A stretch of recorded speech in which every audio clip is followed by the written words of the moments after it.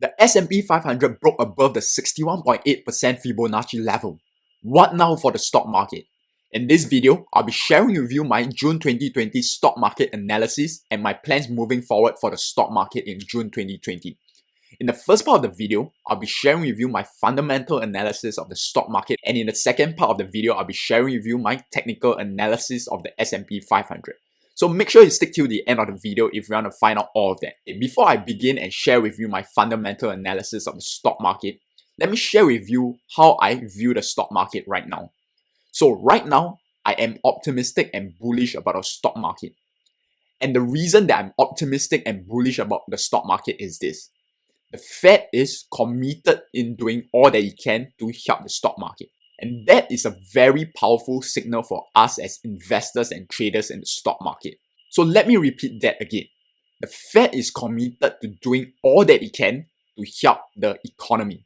So if we take a look at this article by MarketWatch, the Fed chairman, Jerome Powell, said that there was no limit to what the Fed can do to lend money to financial markets, and there's a lot more that we can do to support the economy, and we are committed to doing everything we can as long as we need to. This alone is a very powerful signal for us as investors and traders in the stock market. And if we take a look at this article here, they say the Fed buys 305 million of ETFs at start of historic program. So the Fed is actually putting money where its mouth is. Let's take a look at this article to have a deeper look at what the Fed is doing in this historic program. Okay, so this is the article by Business Times, and the article mentions that the Fed buys 305 million of ETFs at start of historic program. So if we take a look at this one, they say under the program, the Fed plans to make both outright purchases of corporate bonds as well as ETFs invested in the asset class. So the asset class is the bond asset class, including potentially some sub-investment grade debt. So in the previous article, we saw that the chairman of the Fed, Jerome Powell, mentioning that the Fed is committed to doing all that it can to help the economy. And in this article by Business Times, we see how the Fed is actually putting action into its plans. The Fed is not just putting out statements out there for the world to see and hear. They are actually putting action into their plan. And one of this action is buying corporate bonds as well as bond ETFs. And this has never been done before. So if you're skeptical that the Fed is committed in doing all that it can to help the economy, this program, which has never been done before in buying corporate bonds and bonds ETFs, shows that the Fed is indeed committed in doing all that it can to help the economy. The fact that the Fed has gone out saying that it's committed in doing all that it can to help the economy is a very bullish signal for us as investors and traders in the stock market. So buying corporate bonds and bonds ETFs are one of the many programs that the Fed is undertaking under its quantitative easing program. So what is quantitative easing? Quantitative easing is a monetary policy whereby a central bank buys government bonds or other financial assets in order to inject money into the economy to expand economic activity. So the Fed typically uses quantitative easing when conventional monetary policies is no longer effective in stimulating the economy. And one reason why conventional monetary policies such as lowering interest rates are no longer effective in stimulating the economy, because right now in the economy, the interest rates are close to zero. So there's not much room left for the Fed to further lower interest rates to effectively stimulate the economy. And that is where quantitative easing comes in. Quantitative easing comes in when conventional monetary policies such as lowering interest rates is no longer effective. And historically, when the Fed begins its program of quantitative easing, the stock market tends to bottom. So let's take a look at past examples when the Fed uses quantitative easing. In the past 100 years in the US economy, there are two other instances where interest rates are near zero. The first is during the financial crisis in 2008 and 2009, right? So that is the financial crisis. And the other is the 1929 to 1939 Great Depression. So these are the two instances where interest rates are near zero and where conventional monetary policies such as lowering interest rates are no longer effective in stimulating the economy. And this is when the Fed starts its quantitative easing program. Okay, so let's take a look at the first example of the financial crisis during 2008 and 2009. So during the 2008 recession, the QE1 program, so QE1 is the nickname given to the Federal Reserve initial round of quantitative easing. So it's short form for Quantitative Easing 1. And QE1 lasted from December 2008 to March 2010. I want to highlight the period in which the QE1 lasted from, right? So take note of the period. The period is from December 2008 to March 2010. Now that we know the period in the 2008 and 2009 recession, which the Fed starts its quantitative easing program, let's take a look at the price chart to see how the stock market reacted to the quantitative easing program.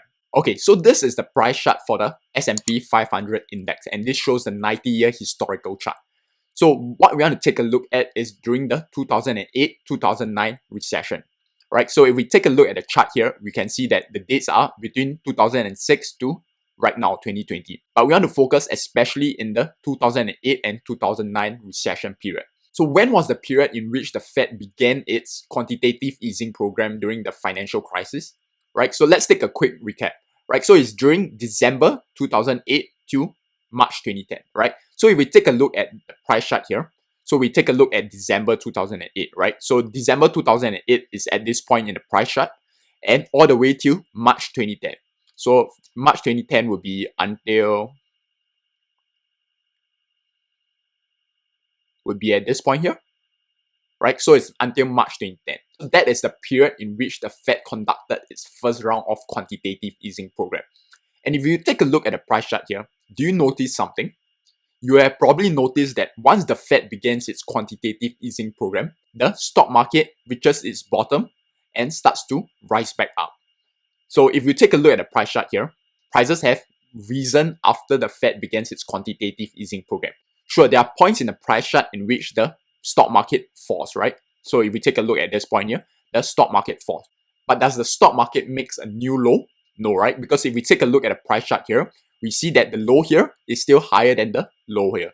So what does this mean? This means that historically, when the Fed begins its quantitative easing program, the stock market tends to bottom. This is the case for the 2008-2009 financial crisis. So let's take a look at the Great Depression period in which interest rates are also close to zero, and where conventional monetary policy is no longer effective, and when the Fed starts using its quantitative easing program. So in this article, it talks about the 1929 to 1939 Great Depression period.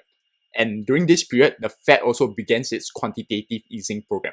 So when was the period in which the Fed conducted its quantitative easing program? So I highlighted this in the article here, that the Fed relented and between April and August 1932, undertook large-scale purchases of US Treasury securities. So that is quantitative easing. And the quantitative easing during the Great Depression period was between April to August 1932. So now let's take a look at the corresponding price chart and how the stock market reacted to this quantitative easing program. Okay, so right now we are taking a look at the price chart for the S&P 500 index 90-year historical chart. So if we take a look at the price chart here, this is the period 1932 all the way to around 1944. So this covers the Great Depression period. So when was the period in which the Fed conducted its quantitative easing program during this Great Depression period? So if we take a look here again, it's between April to August 1932. So we want to find April 1932 to August 1932. So April 1932 will be here, all the way to August 1932. So it'll be around here. Do you notice something? When the Fed begins its quantitative easing program in April 1932, so it's here, the stock market bottoms and starts to rise back up. So did prices rise all the way after the Fed started its quantitative easing program? No, right? So if you take a look at the chart here, prices did fall after that. But do you notice that even though prices fell, so it fell here and it fell here, it did not make new lows. So when prices did not make new lows, it means that the stock market bottomed at this period here. The stock market typically bottoms when the Fed begins its quantitative easing program. So we have seen examples for the 2008 and 2009 financial crisis. And similarly, we have also seen how the stock market has bottomed when the Fed begins its quantitative easing program in the Great Depression. In my previous videos on the technical analysis of the S&P 500, I mentioned about how the 61.8% Fibonacci level is a very important level that I'm taking a look at. And now that the S&P 500 broke above the 61.8% Fibonacci level on our price charts, what now for the stock market? So I'll be sharing with you my technical analysis for the S&P 500. And to do that, let's dive into my price charts. Alright, so I'm on my price chart right now, and this is the price chart for the S&P 500 or the SPY.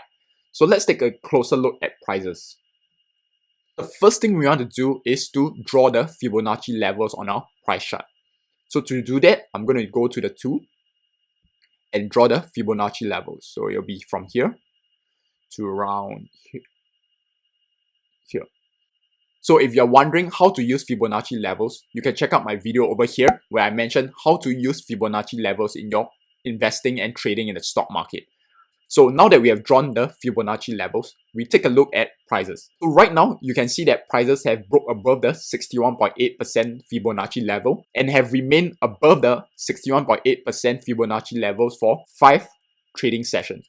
So that is quite a bullish signal because prices did not only break above the 61.8% Fibonacci level, but it has remained above the 61.8% level for a couple of trading sessions already. In my previous videos, I mentioned about how the 61.8% level is a very important level that I'm looking at to determine whether prices have indeed begun a new trend or is prices just making a retracement. Now that prices have broken above the 61.8% Fibonacci level, this indicates to me that this is no longer a retracement but a start of a new trend. With that said, I'm still looking out for one more thing, and that is the moving average. So I'm going to plot the moving average on the price chart right now. Okay, so you can see that these are the moving averages. So now that prices have broke above the 61.8% level, the next thing that I'm looking at is the moving average. So this red line is the 200-day moving average. So when prices are below the moving average tends to act as a resistance level. And in this case, it is the 200-day moving average. And the 200-day moving average is a very strong resistance/support level. But in this case, like I mentioned, because prices are approaching the moving average from below, this indicates that the moving average is acting like a resistance level. And right now, you can see that prices have not managed to break above the 200-day moving average. So it has not broken above the resistance level. Once prices of the S&P 500 or the SPY breaks above the 200-day moving average, I think the stock market is off to its races, right? So I believe from then on, prices will continue to rise. So going back to the question, what now for the stock market and how do I see prices moving forward in the stock market in June 2020, right? With the combination of the fundamental reasons and technical analysis of the stock market, I believe that the stock market will continue to rise in the future. So that is my analysis for the stock market in June 2020. If you have learned something and have liked this video, smash that like button because it will help the channel grow. And if you want more videos such as this, make sure you subscribe to my channel because each week I release one new video about investing, trading, and the stock market. And if you subscribe to my channel, you won't miss out on these videos. So I'll see you in those videos to your financial success.